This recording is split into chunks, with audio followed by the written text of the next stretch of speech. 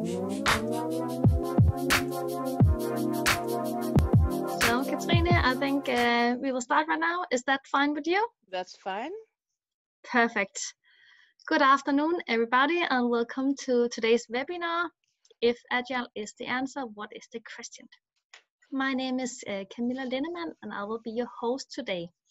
I'm the product lead at Syndicate U, but today my primary task is to just guide you through the process of this webinar. In a couple of minutes, you will all get the chance to hear about Katrine, who will be your teacher. Your role today will just be to listen, and please join in with all the questions you need through the webinar. It will just make it even more relevant. In Zoom, we will use a couple of different tools. We have already started a little bit of conversation in the chat. Please just use it as much as you like to have a talk to each other. Please choose to all panelists and attendees. It's the way that you can all see what you're writing. And otherwise, if you have questions during the webinar, please use Q&A. You will find it in the bottom of the screen. As your host, I will make sure to ask Katrine all the questions during this session. So you ask the questions, just type them in, and I will ask them to Katrine, and she will answer live. If we don't have the time to answer all questions, we will just put it into an email afterwards. So don't hesitate to come up with a lot of questions. We will broadcast this webinar, so you will get it afterwards.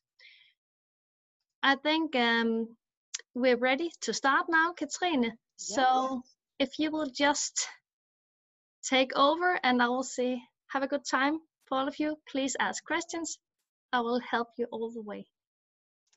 Hi, everyone. It's so good to see you, even though I can't quite see you.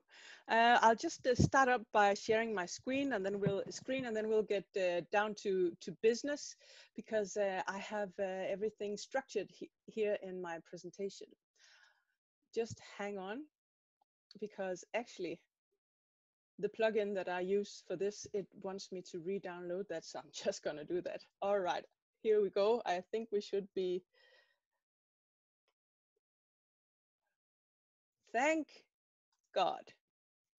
So welcome to today's webinar. If Agile is the answer, then what is the question? And this is a question that I ask myself every day. And I hope to try to give you some insight into my and our thinking about that.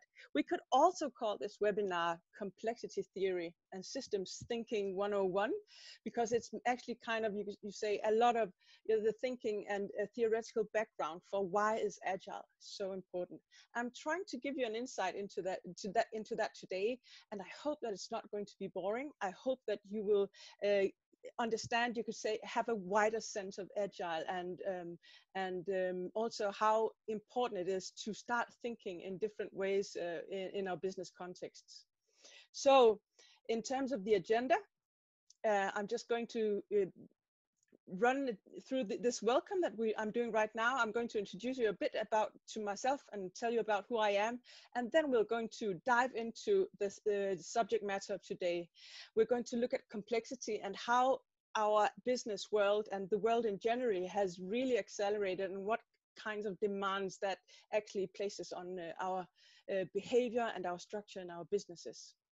And then we're going to look at Agile to see if this is really and truly the answer to the call of the complex. I'm trying to look at that from, you could say, a more complex approach, and see what does it really take from the Agile organization, and what does it take from the individual in Agile, which is also a very important question. And then at the end, we'll try to look at the question once more and see, is Agile really the answer?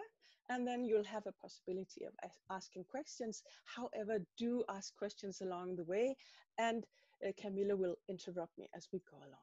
So let's get into it. The purpose of today, I would love for you to have an experience of actually having had a light bulb moment, having had some inspiration, having gained some new knowledge, and this symbol right here. I think the Danes will can relate to that. It's a T-øre, and we have the saying that when the T-øre falls, the cent falls, then you will have a revelation. So I want to take, some known knowledge and maybe put it into a new context and try to explain it in a different way. And I hope you go, that makes sense. So we'll try to answer the question. I hope to give you an idea of why Agile is such a natural answer to our business challenges today, but also why it is so very, very hard. And who am I? My name is Katrine. I'm 49 years old as of 1 month ago. I've had a career within research, within communication, marketing, facilitation, coaching, and Agile. So a lot of, you could say, integrating roles, and particularly in software organizations. Right now, I work as a coach in Syndicate. I've been working with companies such as Bestseller, Bankdata, and Selling Group. I host a podcast with Ole Rekenningsen. And if you are curious, please visit us in our podcast studio and maybe give us some feedback. That would be awesome.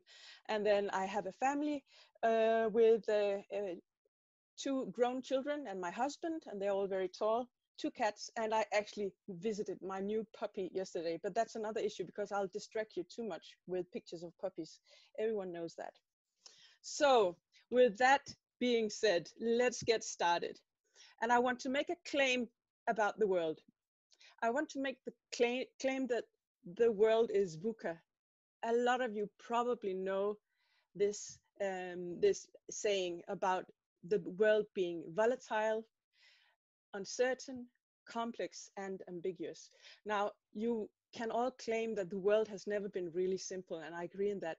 But there's a lot of merit to the claim that it's actually accelerating to an extent that really, you could say, places us in quite new contexts, quite new dilemmas going forward in business. And we really feel, you could say, an extraordinary change in the demands of businesses right now. And this is why a lot of people are looking to Agile. Now, let's just try to put a bit of data behind the claim.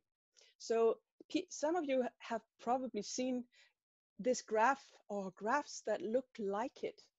So this is really, this just shows you how long it takes to actually get 75% coverage of a population within a given technology. This is called technology penetration. And as you can see, the telephone, it took about 75 years to reach a penetration of 75%. And then we look, going forward, look how long it took to reach the same penetration with the automobile, electricity, etc. And then we look at the example of Pokemon Go, and we probably can talk about even newer examples. And the penetration is actually only 19 days. So you can see the acceleration of how consumers actually have availability to products, how digitalization has accelerated the kind of the way that penetration goes on. This creates totally new context for our markets, and I'm pretty sure that all of you would agree that it would not be suitable for you to be very set on a 12-month strategy and just say that is the plan we're going for. I think also the current situation with Corona teaches us that we can suddenly we have to make changes within very, very short times that requires a lot from us. So the whole idea of actually an increasing level of VUCA is something that is sort of underpinning my whole webinar today. Going forward, I'm going to introduce you to my favorite theory and model. I think, well, I like a lot of theories, but this is definitely one of my favorites. And I don't know how many of you know of the Knevin framework. If you do, well, sit back and relax, and hopefully I can entertain you with my interpretation. If you don't, then listen carefully. I shall try to explain it in a simple way and try to sort of narrow in on, you could say, the very essential part of this, and try to see it from a business context. Now, the Cynefin theory was actually invented in 1999 by this guy. His name is Snowden, and he made it in 1999. And the theory is actually not, you could say, a theory that gives you a tool to diagnose organizations, for instance. It's more a matter of giving a framework for identifying the different kinds of problems that we are faced with, and then giving an idea of how to actually solve these problems. And that's why it's also called Cynefin. It's the Welsh word for habitat, which means the place that you stand. So from the place that you stand, in terms of a problem, what kind of solution should you actually try to apply, and which approach should you have? The model is actually read from this domain going this way around, and that can be a bit tricky for me because I love clockwise. So join me in this anti-clockwise journey through the model. And we're going to start right here in the obvious domain. In the obvious domain, it's pretty straightforward what happens when you see a problem. For instance, my example right here is the bicycle. So if the chain falls off the bicycle, we pretty much all agree that we need to put the chain back on the bicycle. It's obvious to all.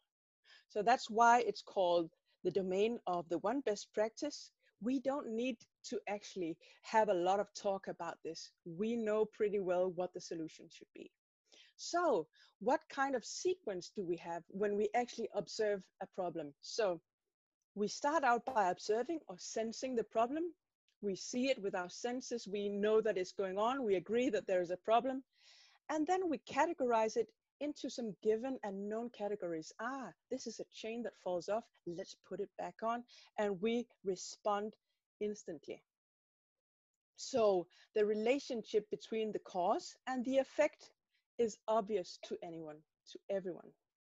We don't need to talk a lot about it, we just do it.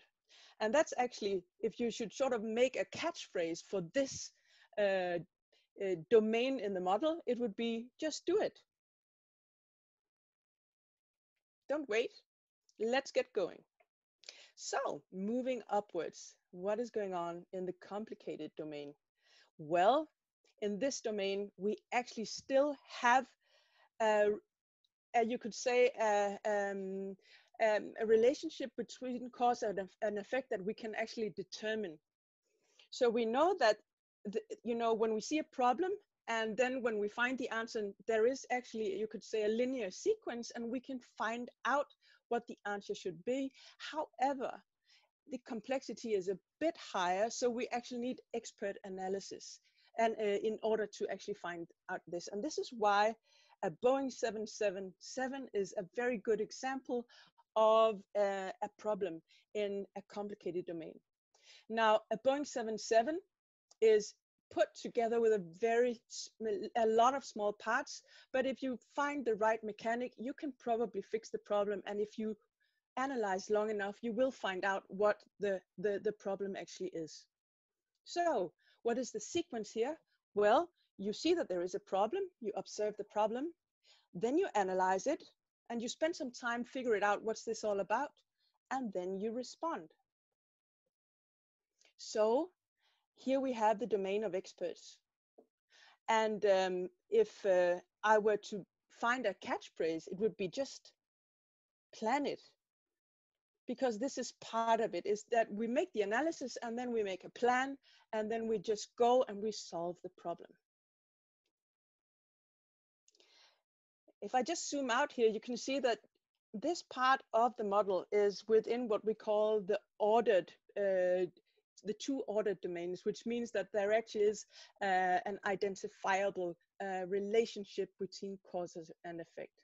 However, what happens when we no longer can see that there is an immediate link between cause and effect? Well, then we go over to the unordered part of the model. And this is where it gets very, very interesting. So what I have come up with as a metaphor for this is actually the organizations that we work in every day. So this means that you cannot actually determine, if you do this in an organization, will there be like a rational outcome? You can only determine actually in retrospect whether how things are actually going to play out. So over here you could say that you would start a sequence where you actually probe. It's not a matter of actually observing, but it's more a matter of actually saying, let's try something. And then we observe what happens. And then we respond. That would be the sensible approach in a complex environment. And why? Because this is the domain of emergence. So we have complex emergent systems over here where we cannot, you could say, a lot of moving parts where you cannot determine whether things go the way that you think. So for instance, trying to implement something, a change, can actually cause a lot of, you could say, results or consequences that you were not even, you could say, that you could not have foreseen. So a sensible way of actually working here would actually be trying something in a small scale, like an experiment, and then you would get some knowledge, and then you would be more certain in terms of how to proceed. And what catchphrase could you use here? Well, just try it. So working here requires some kind of, you could say, an approach where you are comfortable with trying things in order to determine what the right step forward would be. And then we have down here the chaotic domain. And the reason why I actually use a coronavirus as a metaphor right here is I think that this domain is actually been incredibly relevant in terms of trying to act in the world and sense the world and be in the world right now with the coronavirus, because we were hit with something that was actually not something that we had a plan or a pattern for, and we did not have the luxury of, you know, let's just observe and try stuff and see how it goes. The only thing we could do right here was to act and then see what happened and then respond. So that's what's going on in the chaotic domain. And I think particularly in the beginning of the virus, we saw a relationship between cause and effect that was not perceivable for us. So it was always, you could say, something about, you know, just hoping for the best. And we actually need a pretty strong leader here who goes in and says, let's just try this. Because we don't have any, you could say, precedented types of you could sequences of behavior right here. And this could, we can call this the state of emergency rather than domain of emergence. And the catchphrase here would be, just survive it, and then we will see how to proceed when we get to the other side. We also have a domain called disorder. I won't be going into that today because my aim is not actually, you know, going through the model for the model's sake, but more in terms of what can that teach us. So I hope you have an idea of, you could say, the dynamics and the different, you could say, approaches to problem solving according to the model. Now, I think we are ready for a small quiz, Camilla. Yes. So I would love to hear from you guys. In terms of what we've just been through, I would love to hear you try to answer the question, in which domain would you place the majority of the problems in your business context? Would you say that they are within the obvious domain? It's very straightforward, you know, you just fix it. Is it within the complicated domain? We'll have to think about it and analyze it and make a plan. Or is it within the complex domain where you can't really tell what is going to happen, but you have to try stuff? Or is it within the chaotic domain, or do you not simply just know? Please answer the small survey and let's see what happens. Yes, oh, a lot of people are voting right now. I will just share the results in a couple of seconds. Just let people answer. Okay, let me share the result with you. Ooh, mostly 50% on the complicated domain, some in the complex and some in the chaotic. well, I hope you get out from that. I will say I certainly understand the result, because it's very important also to stress that we all have, some problems that fall within with the complicated, and we probably also encounter these, but it's not a matter of either or. However, going forward, I would also like to offer you another interpretation of the model, because actually you can say that this more or less aligns with certain organizational structures and paradigms. And I don't find that surprising, because of course you would build some kind of organization around certain kinds of problems, right? So if you have a bicycle shed, it would not be organized like a software company, for instance. So if we just take and look at the model through this approach, now how could that look? Well, down here we could say something like the factory line. Oh, I'll just use this one. The assembly line. Katrine, Yeah. in my screen, Yeah, the paper. It hasn't changed, has it? Yeah, it hasn't changed. No. Okay, No. just hang on. I'll try to stop, and then I'll try to come back on. Yeah, thank you, Camilla. So, looking at the obvious domain, you could say a typical organizational structure to approach the obvious problems would be the factory or the assembly line. And if you were to actually use some kind of, you could say, tools for actually executing, it would probably be something like a manual or an instruction. And you wouldn't have to do much more about it. And you could say the IKEA furniture ought to be down here. It's not always down there, but it ought to be pretty straightforward that anyone could actually step into this and solve the problem. Now, it's quite interesting when you then go upwards toward the complicated domain, because this is actually where we find most of our organizations today. So we have the classical enterprise organization. We also have project organizations right here, because projects are built around the idea that you can actually come in as an expert. If you do the breakdown and the analysis, you can come up with a plan, you have your Gantt chart, and then you solve the problem, right? So that would be, and what would be sort of your steering technology? That would be actually be, for instance, it would be rules, it would be probably be policies. Oh, Siri, please do not disturb right now. Policies. It would be, for instance, plans, and it would be, all these generic ideas of how we can actually, for instance, the waterfall approach would be a way of approaching the world right here.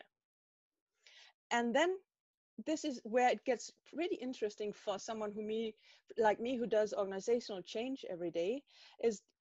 This is quite a it's a step that's quite difficult to make, going from this kind of organization into an organization that fits with the complex domain and the problems that arise there, because we have to unlearn a great deal. But if we look at that, that is where the agile organization should ideally be. And you could say our approach to actually solving problems would probably be using the experiment as an approach, or simulations, in order to actually get an idea of what is going on. So we work much more empirically here than plan-based, which means that we try to get the knowledge by doing experiments rather than actually try to plan ahead for our strategy. And going down here, well, I hope, what we really need down here is action, and just doing stuff and trying stuff out, not waiting, and just, coming up with ideas and trying, the best that actually comes to mind. So I hope you can follow the idea that organizational structures are also built around this. And I would also say that we do face some problems over here, because going to the agile aspect and actually becoming real experimental, it actually becomes a problem for a lot of organizations, because the deficit we have here, actually the depth, the organizational depth that we have here in terms of processes and bureaucracy and rules and all this stuff is huger than we think. So that's what we call organizational depth. And actually moving and getting rid of organizational depth as a part of this journey is super hard for a lot of organizations. So this step is a lot more complicated than we think.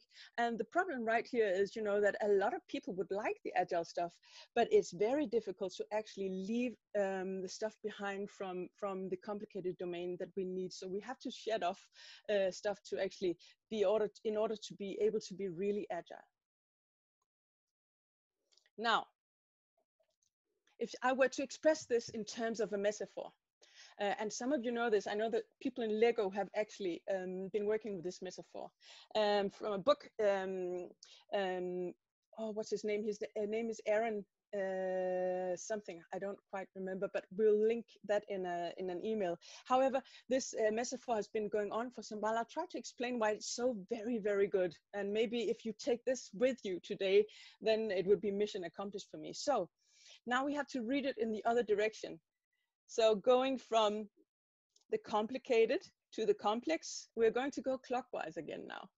So if we take a metaphor for the complicated organization, the traffic light is awesome, because what happens when you actually come out in the traffic light is there is some regulation going on. You are actually governed by an overarching structure. You have some rules. You have to follow these rules. And we have people actually making sure that these rules are followed. So the whole idea here is that you have to be compliant with the rules. You have to follow the processes. You have to follow all, you could say, the policies, and that will actually ensure success, and that will ensure us decrease risk. That's the assumption here. So if we look at the roundabout as a metaphor, there's something entirely different going on. Now, the roundabout is much more of a loose system where the people in the traffic always make the decisions on their own. They don't have a governing principle that they should comply to. They make the decision to come into traffic by coordinating with each other relationally, and also you could say in terms of having alignment all the time. So there's a basic structure where you all agree what the basic rules are in the roundabout, but you do not have anyone actually trying to govern the traffic or govern the result. You are actually, you could say, individuals who coordinate among, and this is what self-organization is very much about. Now, a traffic light is actually, it's expensive. It's expensive to maintain. And it's also, you could say, the death risk in a traffic light is larger, or at least we get a lot of more injuries, because you can never trust the fact that everyone will be compliant. You can always risk that someone will come and they will just, you know, smash into your car. So we go into this system sort of blindfolding, and we all trust that if we are just compliant with the rules, then everything will be okay. However, risk, oh my God, I'm sort of erasing everything. Let's undo that and use this one instead.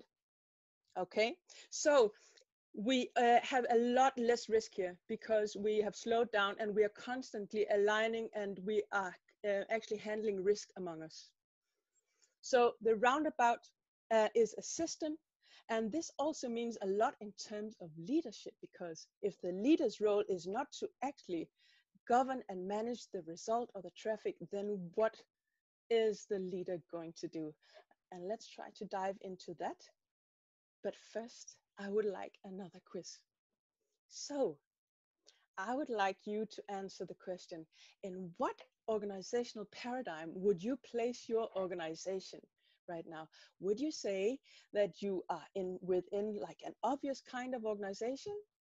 Would you say that you are in more of a traditional enterprise project setup where rules and policies are what governs us? Or would you say that you are more or less in an agile organization where we are truly experimental? Or even a chaotic organization? So please give us some idea of where you think that you are actually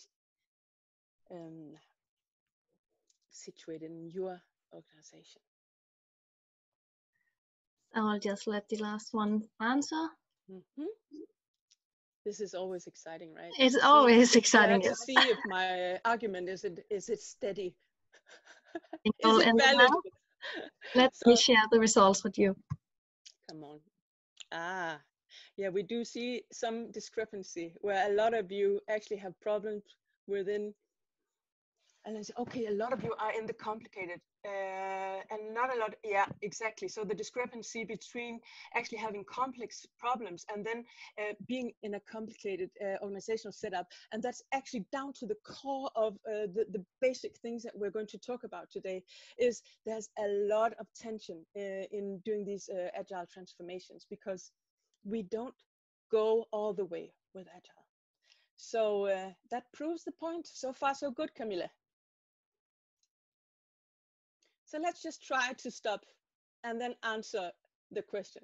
So if agile is the answer, the question in my mind would be something like, how can we organize ourselves in a way that corresponds with the complexity that we face? So agile is truly an example of how this can take place. And also a reason why we all are attracted to agile. So let's look at Scrum. Now, Scrum is not the only way of working agile, but Scrum is definitely the framework that most organizations use. Up to 95% of all organizations who do agile work within some kind of Scrum framework. And why is it very well designed for agile? Well, it actually takes into account that the world and priorities are emergent, they change. So we have a product backlog that is up for reprioritization all the time. We don't want to work on stuff that is not the most valuable to us. We continuously debate. And in this way, we go away from the fixed plan. And then we work in iterations of about 2 weeks. That's the general thing. Some work even in 1 week iterations, some work in 3, but the whole idea is we would rather do a little bit of the stuff rather than do it over a lot of years and do it in a waterfall approach, because we cannot be sure that we are actually on the wrong way. We also work iteratively, which means we always add value to our product, and we always have a dialogue with our customers in terms of what do you really want. And then we also work according to the principle of inspecting and adapting. So we not only inspect our product through the sprint review, where we ask people, is this the right thing that we've made? Is it of any use to you? Do we have to adjust something? But we also adjust our process. So we always ask ourselves the questions, are we doing the right thing? Are we solving the thing in the right way? So in many ways, this is exactly designed for the challenges of the complex world. However, I would sing like the theme from, but I don't have the courage today. I did that last time. But Scrum is not enough. And that's what we're going to be looking into for the remainder of today's webinar. Scrum is definitely not enough, because you can actually do a lot of complicated things with Scrum. Okay, so here we have another model, and this is about culture and change.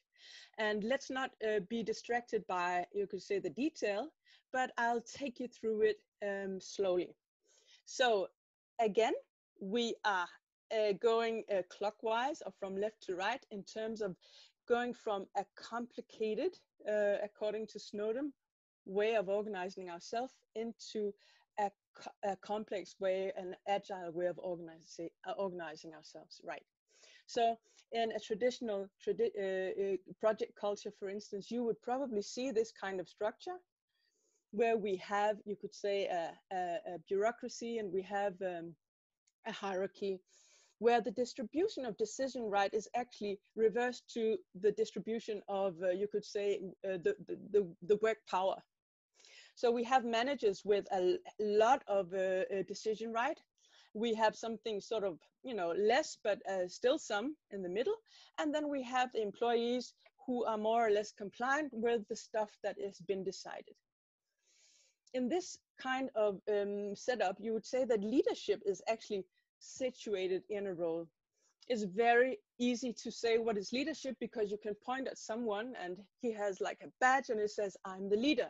So this is the person who makes the decisions. And responsibility is, if you're lucky, assigned to you, it's delegated to you from someone with more power than yourself. So the relation right here is that this person sets the rules for the employee who is compliant, as we saw in the traffic light situation. However, we would like to move into a setup or into a context where we have a totally different way of actually solving problems and also making decisions, right? So in the Agile project culture, you would say that, and it's totally, I would say it's by random that I've assigned these roles. So we have PO, we have a CO, we have like a department manager. We have all these roles, we have team members, but the whole idea is that leadership is distributed into the system and into our everyday work.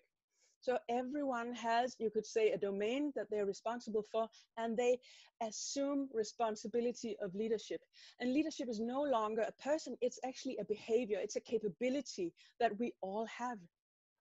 And right here, it fundamentally changes the relationship between our management leaders and our employees, because leaders become much more of enablers towards the teams that make the decisions on their own, who are autonomous.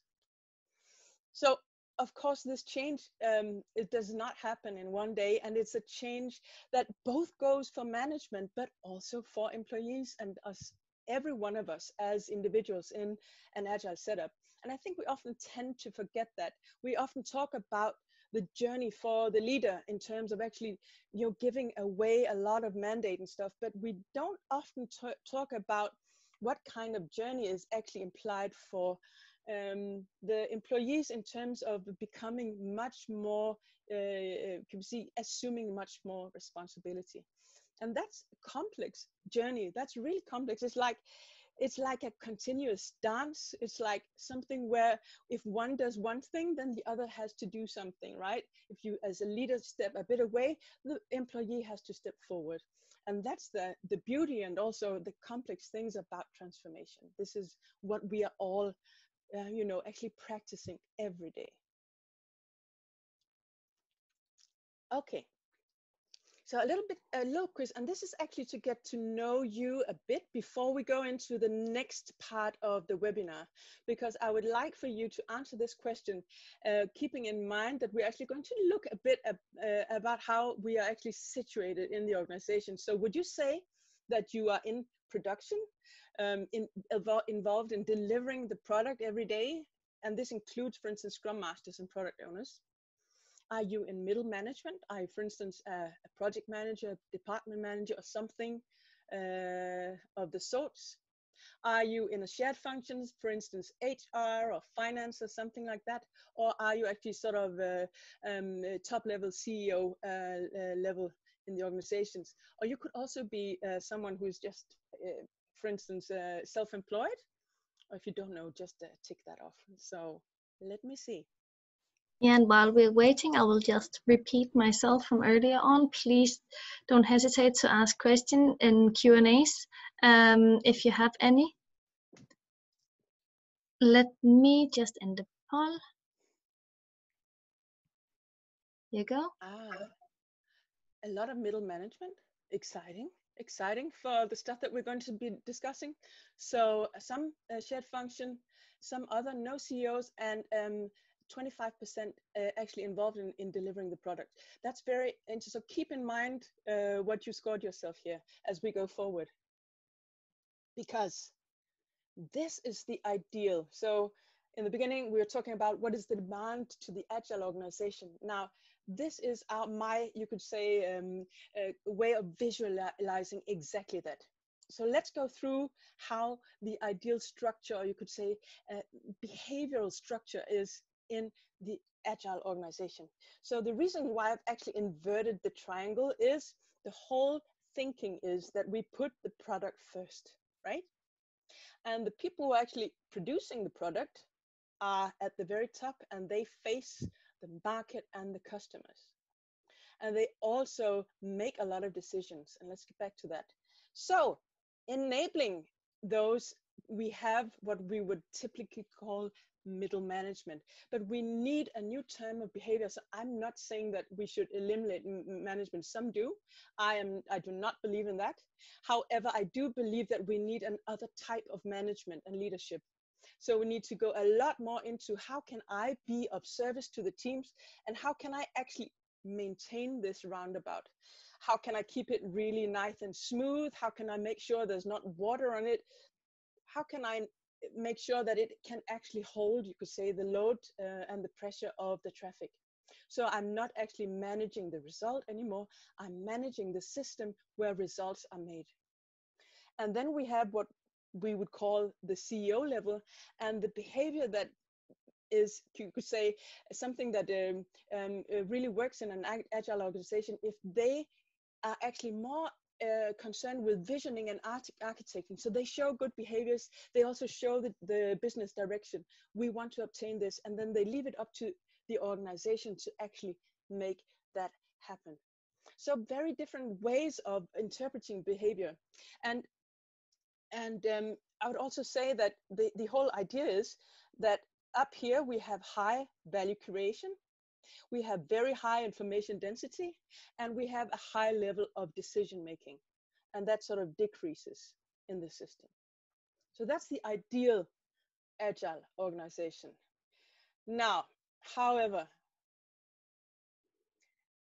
this is very often the case. So try to feel what you try to sort of gauge with yourself where you think you're at in your organization, because very often we see when we have agile transformations is that management says, oh, we want that, we would like that Scrum thing, that's another process, that would be great. And then they get teams going in terms of actually they buy people like me to come and actually help do the agile transformation, and we get all these teams started. And then we don't actually change ourselves at all. We still have the very same old KPIs, the same measurements. We have the same structure for actually assigning funds and stuff. Nothing changes, which means that there will become actually two oppositional cultures in the organization. And this actually it becomes a huge problem for people in middle management, because they can't become translators. So they have to, for instance, translate, an agile backlog into something where someone says, well, I just want to know if we make it. Is it red, yellow, or green? And then they'll probably say, well, it's definitely green, until, at the very last moment where you find out that it's not that green. So this is not agile. This is what we actually call fragile. And that happens a lot. So what is really at stake here is that we take agile frameworks and we implement them, you could say, in a complicated way, as if this is just another structure, another process we have to follow that people have to be compliant with. And this is a big obstacle. And you say, actually, there's been some research that points to the fact that up to like 75% of these huge transformations actually don't really get to the point that they want. And this is because that management does not actually apply the behavior. They do not try to change themselves. So I have an extra question for you. Do you recognize this in your organization? This whole idea of fragile? Not at all. To some extent, yes, we have a lot of that. We are totally fragile. We haven't started agile, or don't know, or other at the end. Let's see.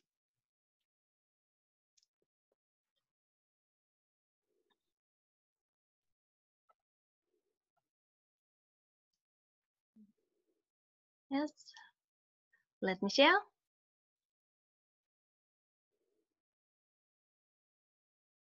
To some extent. Yes, we have a lot of that. We haven't started Agile. So I would say actually it's not something that that really surprises me, because change is actually all about, you know, going from one culture, one paradigm, one kind of discourse to another. And that means that, you know, quite naturally and, you know, quite logically, you will have conflicting uh, cultures in an organization that is going through transformation. However, if management continues to actually not change, then we will have a setup that actually, that's where people often come to the point where Agile and the whole effort deteriorates, and we also see that a lot. So this leads me to the final part of the webinar today, because I'm going to make the point that this is not just about, you could say, a vantage point for decision making, or a journey in terms of actually, you know, changing your organizational structure. It's also a matter of changing our mental structures. So I don't know if you remember that I mentioned that up here we typically have a lot of what we call organizational debt.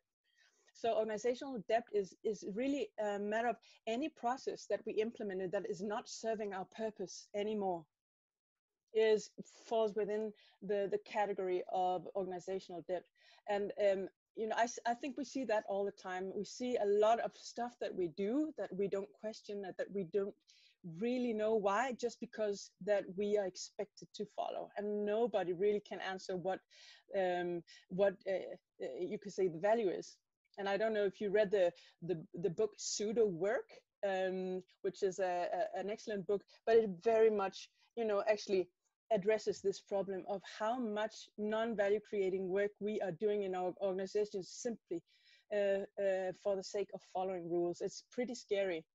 And Aaron Dignan, who I mentioned earlier, also makes the very compelling argument that it is really interesting that my iPhone, for instance, is very, very different from the iPhone that I bought 3 years ago. This product develops, you know, so quickly. And we also saw, for instance, you know, the penetration of Pokemon Go. It's so fast in the technological domain. However, in terms of the way that we structure ourselves and we work every day, nothing has really changed since like 1910, where Frederick Taylor actually, you know, started measuring work and started, you know, the whole modern way of actually organizing organizations. So the point that I want to make here is that it's not only organizational debt, it's very much also mental debt.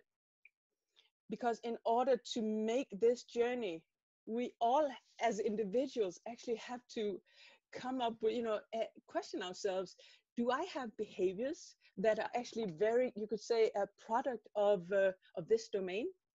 Do I have, for instance, we are all part of an educational system that is super, super rooted in this. Our whole organizational or educational system is based on the idea that we have to educate ourselves and become more and more specialized. We are not actually, you could say, prompted to start solving complex problems. We just, you know, specialize ourselves, and this is what we are rewarded for. We're rewarding for coming up with answers. We're rewarding for fixing stuff and being clever. So actually getting rid of that mental debt in order to go into an agile way of working is very, very hard. And I think some of the greatest challenges here that we don't address very much. And this is why I truly believe that coaching is so, so central to change. An organization that only changes structure will never succeed. We need to also address this. How do we change mindsets? So correspondingly, we have to get rid of a lot of debt in order to come to this paradigm. And how does that look? And this addresses the question that I also named in the agenda. What does this demand from the individual in Agile? Now, let's go through this, because you've probably heard this, all of this. But I would like to just take you through why that it actually makes very much sense in a setting where we have to work much more experimentally. Now, an individual in Agile has to be quite conscious about what he or she is unlearning. What kind of behaviors do I not want to bring with me? What do I have to actually leave behind in terms of, fixing stuff, coming up with the plans, being the expert, etc. There's also a high need of a continuous adjustment of skills and knowledge, and this is what we call learning. But I really like it, to say it in this way, because we have to adjust our skills and knowledge all the time, because we don't know what's going to happen tomorrow. So in the same way that we cannot predict what the product will require, we cannot predict what will be required of our skills. So we have to be ready for that. It's also important to be sincerely curious and not assume that I'm always right, that I always have the answer. You have to not be closed off towards others, and you have to be in a situation where you actually discuss different kinds of approaches and come up with different hypotheses about the world, so you can get experimenting. You are also not really very occupied with actually, you could say, living out your special knowledge in the organization. You are more interested in how can I share my knowledge so that we solve stuff together as teams, because individuals are no longer the primary entity for value creation. Teams are. So we have to be able to act in teams and actually share our knowledge and become collaborators in order to always meet the needs of the product and the fast pace that is going on in the production levels of our organizations. We are not very preoccupied with titles. It doesn't really matter, because I could do something else entirely tomorrow. And also I assume leadership of what I know and what I think is important. So we don't really care if we have titles, and Scrum does not have titles really. We have some roles, but no titles. And then we have the courage and willingness to experiment. And this is super important, because this actually points to the culture in the Agile organization. It's so important that we have a lack of fear, because fear is something that really discourages you could say our need and want to do experiments. So a fearful culture, you will not have experiments. You will have people who are just afraid and they're going to cover their ass. And then you naturally assume leadership. And I hope I give you some idea of how, when we talk about, for instance, a fixed mindset versus a growth mindset, that this is actually at the core, is actually, leaving some of the stuff behind that we've always learned. And we're also cognitively biased, because none of us like to be in the uncertain. We are wired for that. Since, whenever we had like a mammoth hunting us somewhere in our past, we do not like uncertainty. We will always try to simplify things and not explore uncertainty too much. So there's a lot of merit to, you could say, the argument that we have some personal work to do and a lot of cultural work to do in actually being able to make the full transition into the complex domain. And that actually leads me to the very last point that I want to make, and trying to sum up and coming up with maybe an answer. So is Agile really the answer? Well, Agile is a very potent formulation and a very potent bit of how to solve complex challenges and act in an increasingly accelerating world. Certainly. However, frameworks are not enough. We cannot simply take a framework and then implement it in, you could say, within our traditional paradigm, because we will not become agile. So the missing link is definitely culture, behavior, and mindset. And I'm certain that you've heard this before, but I hope to have put it in some sort of frame where it makes sense to you that this is necessary in order to achieve the results that we want. And I'm not going to go into how today. This was very much about trying to establish an understanding and a framework for the necessity of this. And I think with that being said, that's some of the last things that I would say before we actually go into maybe some questions from you guys. How does Let me feel? just Camilla? see. Yeah. I actually have a question right now. It's, how to help team members change mindset. You said coaching. Yeah. Oh, Katrine, we will just get you started. That's a whole other outfit, as we would say in Danish. I do believe that that coaching is the superpower, because coaching is actually not, you know, the Sophia Manning kind of approach where you actually sit down and, you know, sort of the life coaching. Coaching is a basic mindset that teaches us to step away and not make decisions on the behalf of others. So it's a mindset and a methodology to actually make room for others and actually learn others how to learn. So coaching and facilitation, guys, that is the pathway to obtain this, because we not only change ourselves, but we also enable other people to change them. So coaching, definitely, which I could also do a webinar about. I'm very, very passionate about this. But coaching techniques, because that actually removes you from answering all the time. It puts you in a position where you ask the questions. Thank you. That was short and sweet. We do not have any further questions right now. I have just shared a little news with you in the chat.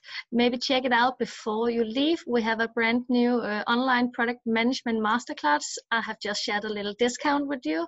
So if you like, check it out, copy it. Otherwise, I will say... There is actually a question more.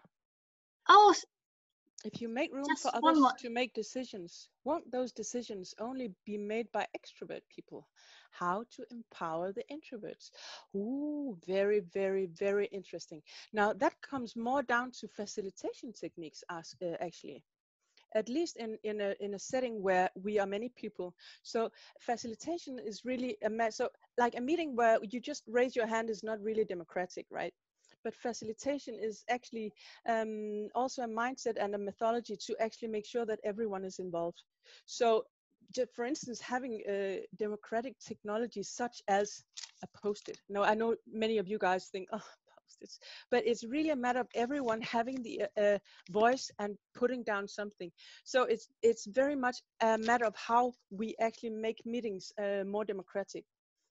And being in the position of a coach and asking questions, you would give much more room to the introvert than you would in a setting where you just tell them what to do. So still, I would actually say that, you know, asking questions and giving the time and listening to the introverts and making sure that we create settings and you could say arenas where everyone has a voice. And this comes down to coaching techniques and facilitation techniques, in my mind. And I totally agree. You agree. It's getting so exciting right now. Yeah. I'm very tempted just letting this webinar go on. But do we have any last questions before we say goodbye? Otherwise, so. Before you leave, please do one last little survey because we really need feedback for everything that we do.